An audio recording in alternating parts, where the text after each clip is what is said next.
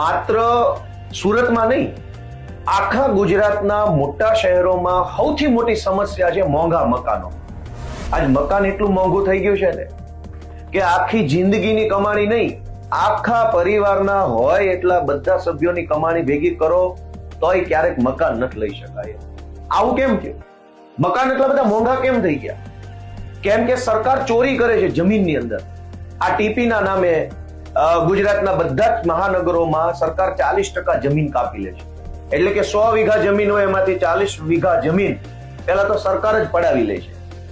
એટલે બાકીની 60% જમીન જે છે એ બિલ્ડરને મોંઘી પડે છે, બાંધકામમાં મોંઘું પડે, કેમ કે 40% જમીન મફતના ભાવે સરકાર લઈ ગઈ. તો 40%નો જે નુકસાન ગયું એ નુકસાન 60% જમીન ઉપર વસૂલ કરવાનું રહેશે બિલ્ડરે. એટલે પહેલા તો સરકાર જે જમીનનું બૂચ મારે છે એના કારણે મકાન મોંઘા થાય છે, બિલ્ડરને સરવાળે મોંઘું પડે છે. એટલે શું થાય છે કે આખા ગુજરાતના મોટા શહેરોમાં મકાનો બહુ મોંઘા થઈ ગયા છે. એક સામાન્ય માણસ મકાન ક્યારે લઈ શકશે? હીરા ઘસે આખી જિંદગી, કોઈ દોરા ધાગા કટિંગ કરે, કોઈ ટીકી લગાવે, સ્ટોન લગાવે, કોઈ બહેનો ઘરે બેઠા બેઠા ઇમિટેશન જ્વેલરીનું કામ કરે, અને એવી રીતે જે પૈસા કમાય એ પૈસાથી મકાન તો આ જન્મમાં ન લઈ શકાય. ભગવાન કઈક બીજો જન્મ આપે અને એ કઈક પૈસા વાળાને ઘરે આપે તો મકાન લઈએ. હવે સુરત હોય કે અમદાવાદ હોય કે રાજકોટ હોય, નાના માણસે મકાન કેમ લેવાનું? આ મકાન મોંઘું થવાનું પહેલું કારણ ટીપીમાં 40% જમીન જે કાપી લે છે ઈ છે.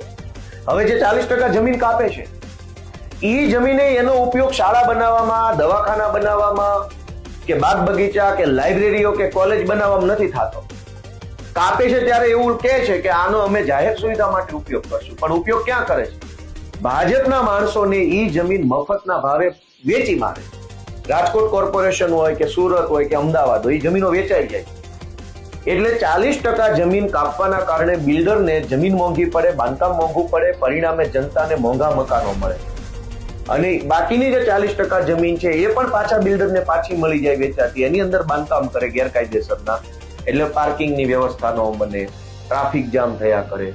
એટલે આખા ગુજરાતના તમામ શહેરોમાં, આપણે કઈ માત્ર સુરતનું નથી કહેતો, સુરતમાં તો ખરું જ, પણ આખા ગુજરાતમાં સમસ્યા એ છે કે મકાન મોંઘા, વત્તા પાર્કિંગની સમસ્યા, ઉપરથી ટ્રાફિક જામ.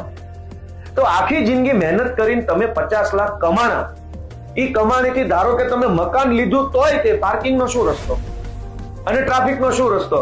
તો આખી જિંદગીની કમાણી નાખ્યા પછી તમને એક સારો રોડ નથી મળતો, ટ્રાફિક ફ્રી રોડ નથી મળતો, પાર્કિંગની સુવિધા નથી મળતી.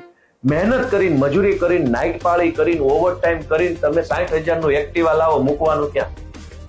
સરકારને એ વાતની ચિંતા નથી.